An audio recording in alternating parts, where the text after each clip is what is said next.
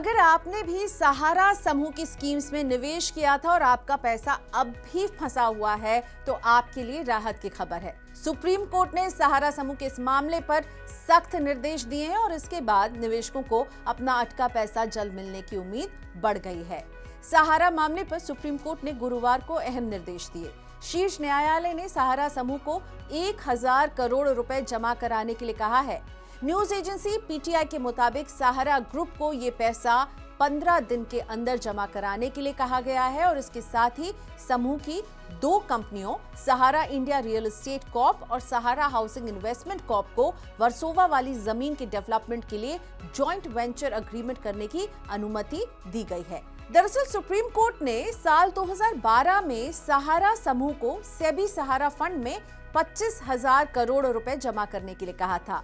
निवेशकों को उनके अटके पैसे इसी फंड से दिए जा रहे हैं। अभी तक सहारा समूह ने इस फंड में 15,000 करोड़ रुपए ही जमा किए हैं। मतलब सुप्रीम कोर्ट के आदेश के अनुसार सहारा समूह की कंपनियों को जितना फंड जमा करना था उसमें अभी भी 10,000 करोड़ रुपए की कमी है।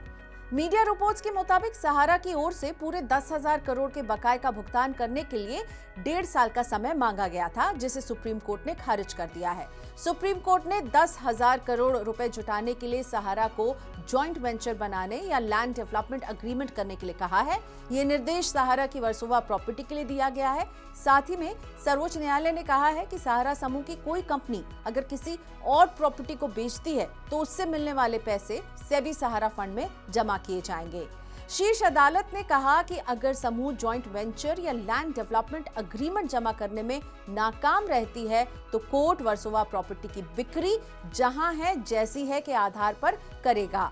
थर्ड पार्टी की ओर से भुगतान की गई 1000 करोड़ रुपए की रकम अलग एस्क्रो खाते में रखी जाएगी। अगर कोर्ट जॉइंट वेंचर को मंजूरी नहीं देता है तो थर्ड पार्टी को रकम वापस कर दी जाएगी।